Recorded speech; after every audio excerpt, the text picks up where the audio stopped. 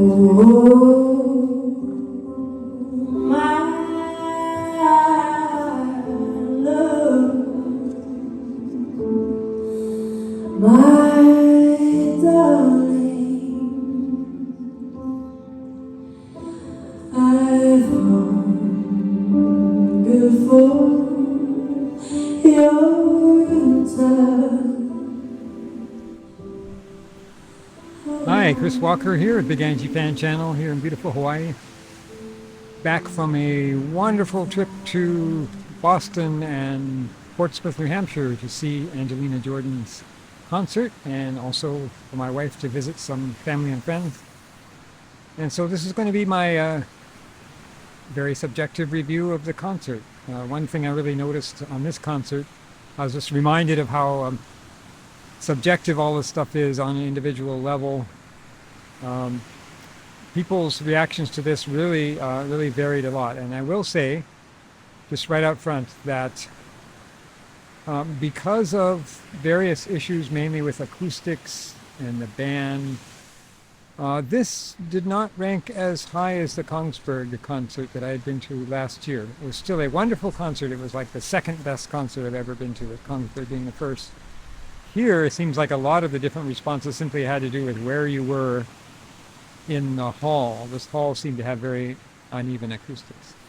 So anyway, because there's all these different experiences, I'm going to kind of refer to other people a lot, and there's going to be a lot of on the other hand on this. But bottom line is, it was a fantastic concert, but some issues kept it from being quite as good as the Kongsberg concert.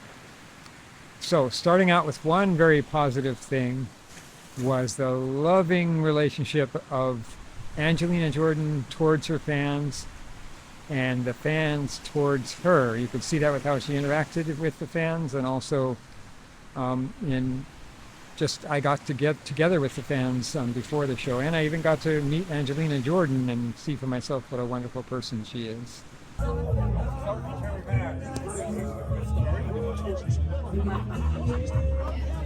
These are a small portion of the actual roses. Yeah. We had excess 431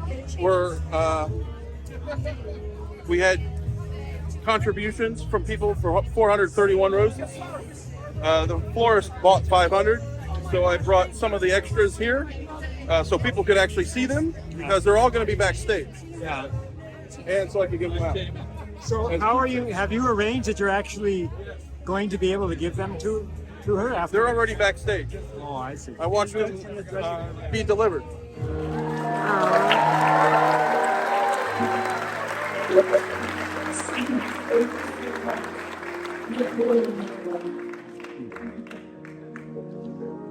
I just wanted to say a big thank you to everyone that is here. This means so much to me. Like, it's actually my first headlining show in the US.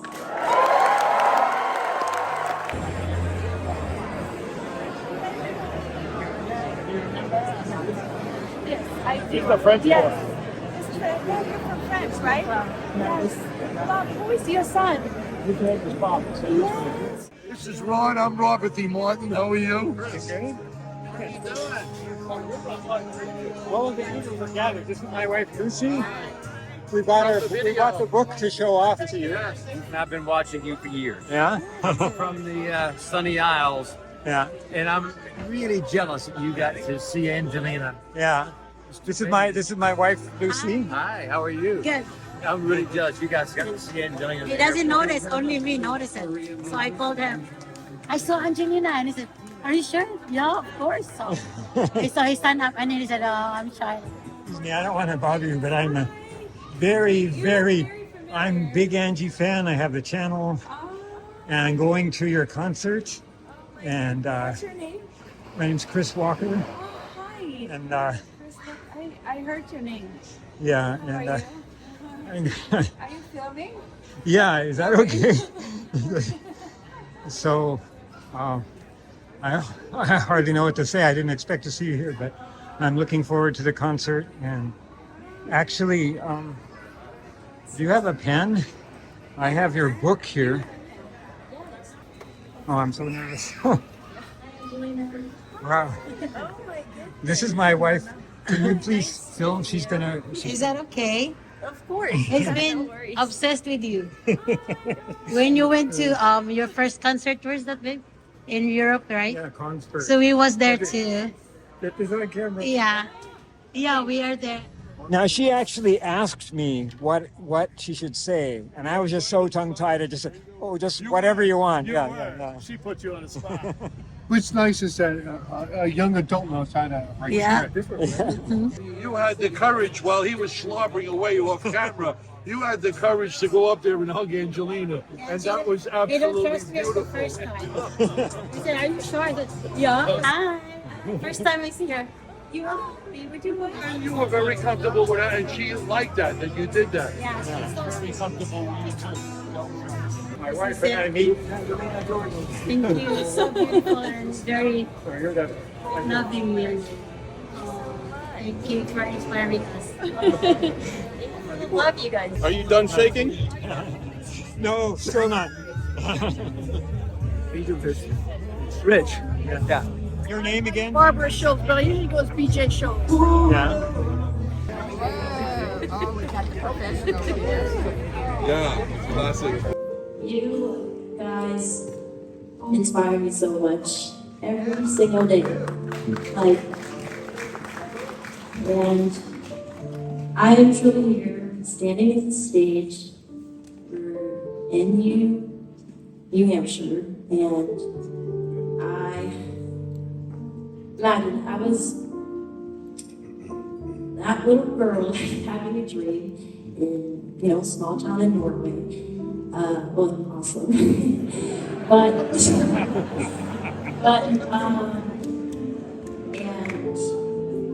this journey it's been happening because of all the support, love and support, and you guys believing in me. Like, I couldn't do this without you guys. But I truly love each and every one. Like,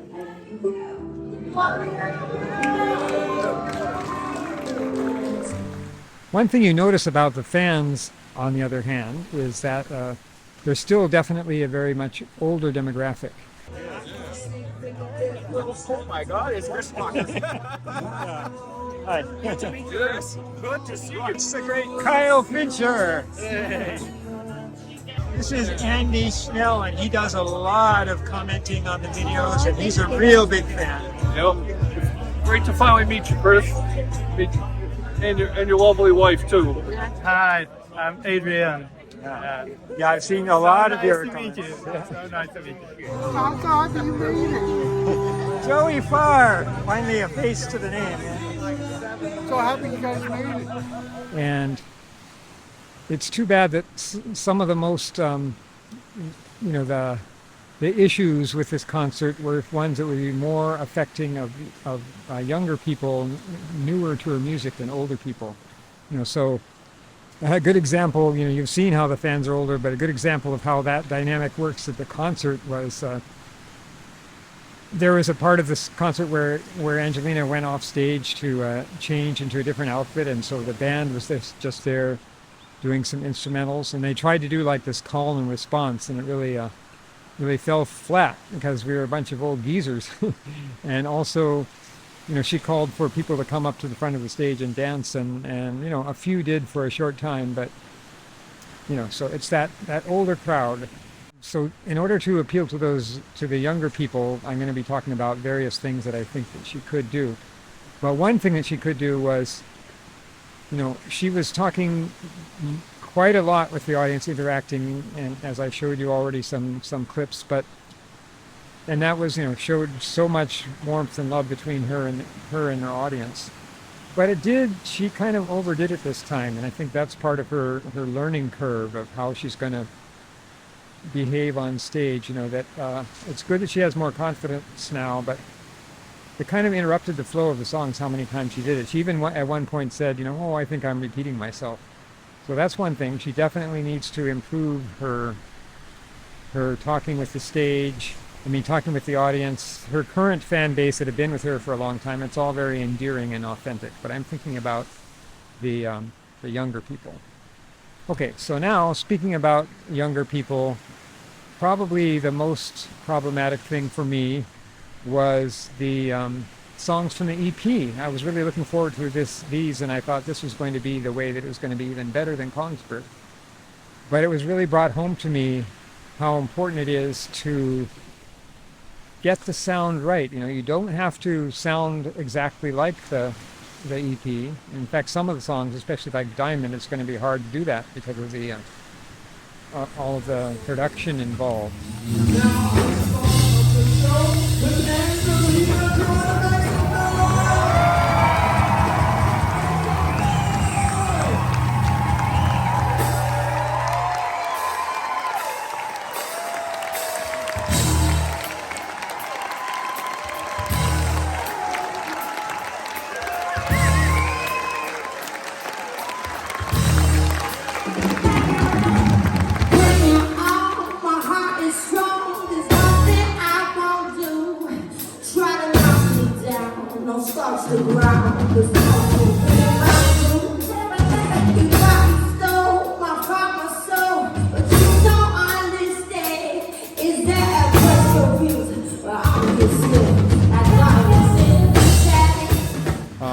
And this music was, the band was, this is an example though of also the acoustics being very spotty, because other people didn't complain about this at all, and others complained a great deal about the band tending to drown out Angelina's voice. And at least where I was, the band often did drown out her voice too much, especially the drummer. One thing that I was so struck by in Kongsberg is, she's one of these performers who everything sounds better live than on the record. But in this case, no. With the EP songs, most of them did not sound as good as the record, and it was mainly because of these sound issues.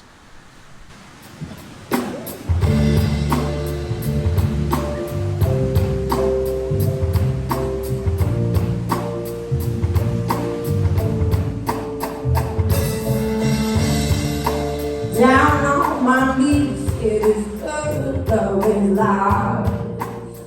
It is loud.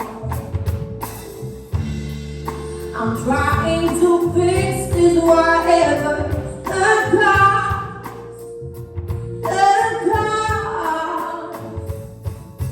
Where did the song wrong? So far from what we want to be.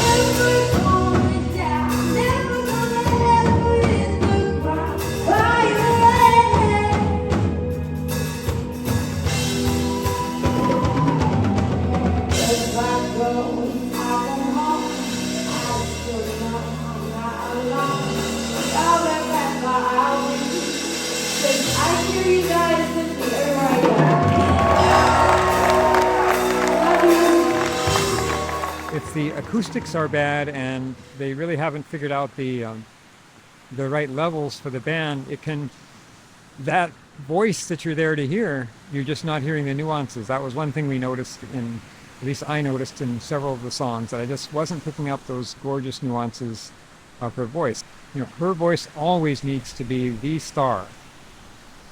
Nevertheless, on the other hand, as I said, other people didn't feel that the band was that intrusive, and there were some beautiful moments of singing, definitely, where the voice shone through, cut through everything. And we were reminded of just how the reason that you go to see these Angelina Jordan concerts. Whoa, little love survive. Hide the tears from your eyes. Some little good thing died. You don't mess it up. Why?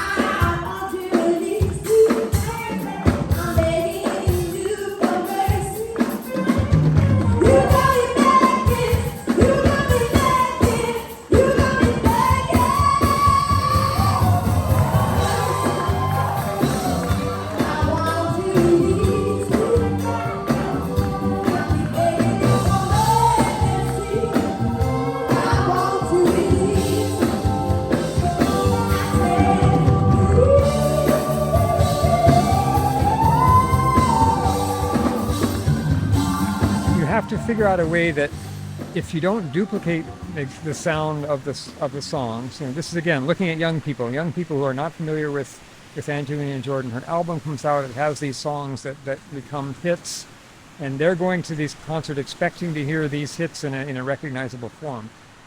Now, I think one good lesson would be from great live performer Bruce Springsteen. I remember in the 1980s, he had his biggest album, Born in the USA, and he had this big concert tour.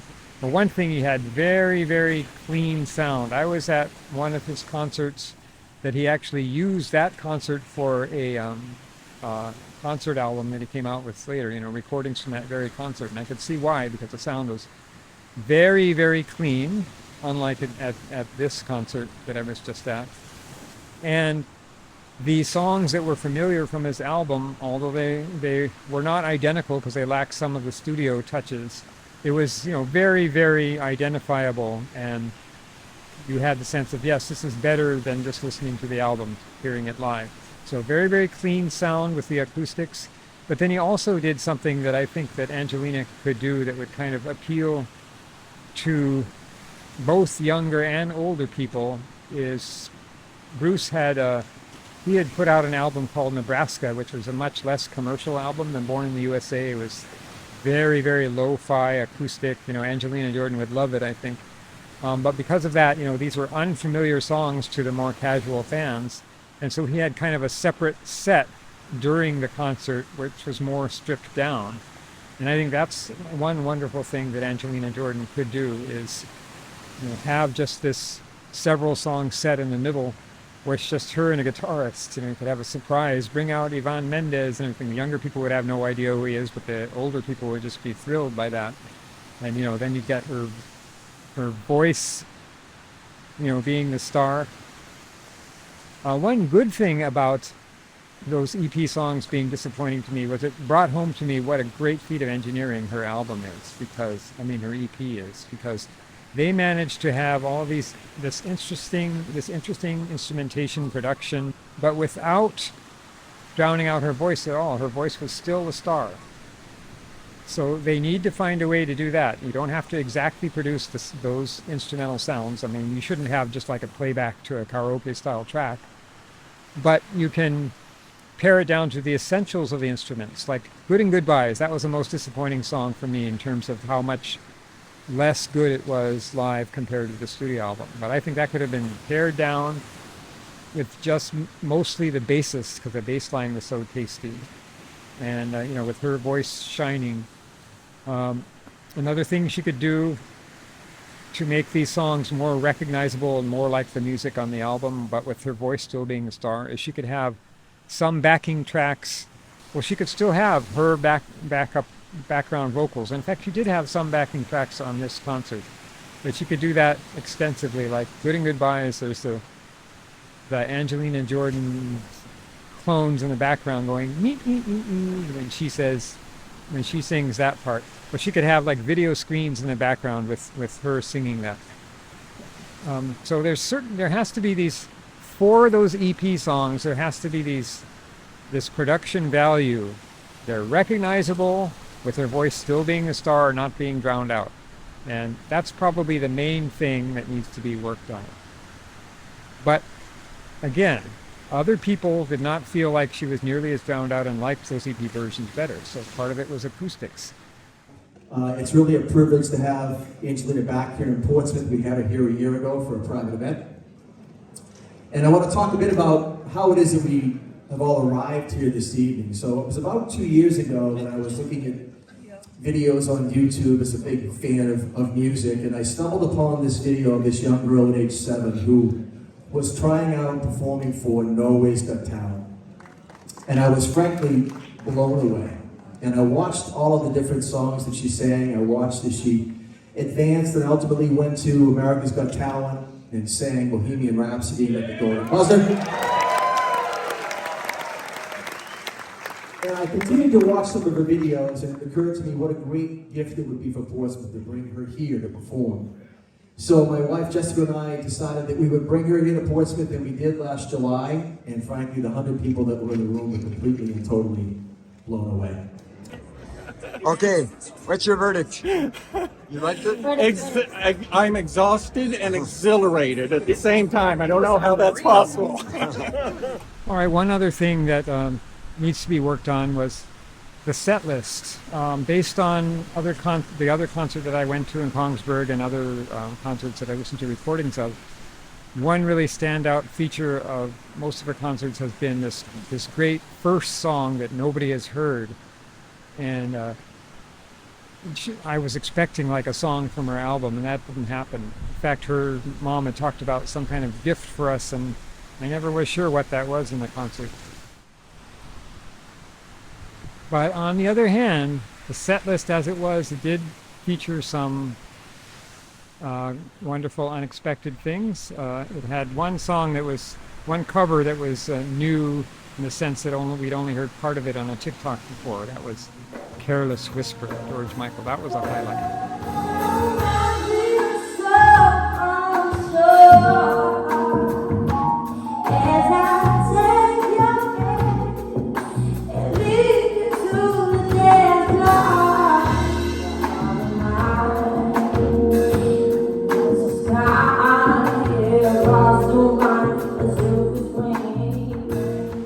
So in all that, the concert was a love fest and many great vocal moments, but she does need to learn more about how to make things more appealing to the younger crowd, and above all, make sure that those songs, the new songs that are her songs, that people are most likely to have already heard on the radio, those are the songs that really need to stand out and shine.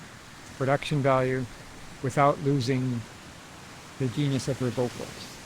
So with all the learning curve involved with this, it was still a great concert because in the end her genius overrode everything, and just there was so many transporting moments. I'm flying. It was so beautiful. Yeah. I mean, I have loved her music for so long, right? And I've never gotten to see her live before, and then to see this, and I couldn't believe the songs just didn't stop. They just kept going. So I was blown away. Loved it. Absolutely loved it. You guys have a wonderful trip back to Hawaii. Oh, thank you. Enjoy yourselves.